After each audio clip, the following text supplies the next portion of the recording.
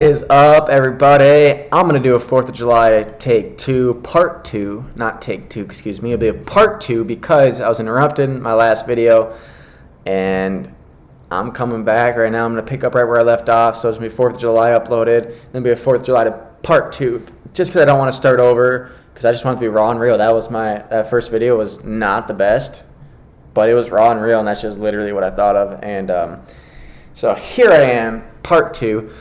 I was saying how it emerges, and I think that's kind of what we see today in America. It's like you see Christians and people loving God, then you see anti-Christian, anti-Christ people not loving God, and people having hatred and opposing the Bible, and living for other things, idols, money, etc.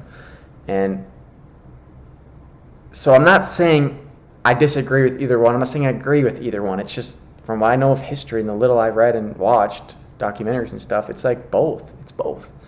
But I do believe God has blessed us in America. I do believe that we did have our founding fathers, the little I know and the stuff I've read, were Christians and were having biblical principles and trying to live a Christian life and make a country where there's freedom and liberty in light of the Bible and in light of biblical principles. That's essentially, I do believe that. I believe those founding fathers were Christian people and love God. At the same time, I'm not saying the whole country was, and just because there was founding fathers or a group, there's also other groups, many other people living already in America.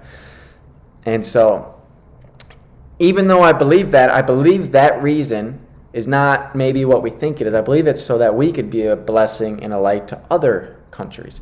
Like, I believe that our founding fathers were a Christian nation, and of course, it's not I believe, it's a fact. We have liberties and freedoms right now, at least. We've been seeing that getting pushed and tested and opposed. We'll see what happens in the future.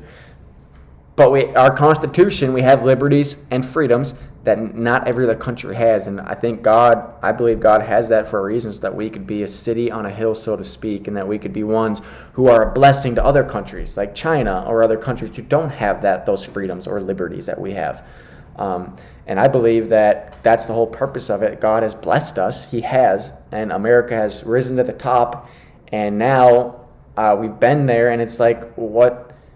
We can either be a blessing and serve and give and show meekness, or we can just want more, strive for more, keep it all to ourselves, be about us, and have our power and control for me. It's kind of like what we see emerging in America. It's probably more of the latter than the former, unfortunately, but I believe God can do anything. He can change anything over. There's times of refreshing. There's times of breakthrough. There's times of national correction and turning. It's not too late. Our country is in very desperate need of revival. I think we're in very desperate need. There's great giants in the land that are not good, like abortion, pornography. The sex trade going on, the slavery of children and women in the sex trade today in America is it's heartbreaking. It's horrific. It's absolutely nefarious, and it needs to be addressed and dealt with, and justice needs to come.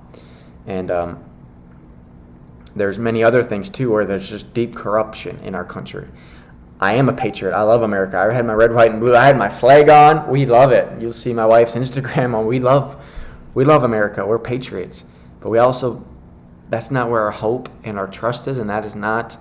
We are just very thankful and blessed to live here and have the freedoms that we have and the land that we live on. It's unbelievable. I'm so thankful for this beautiful land in this country.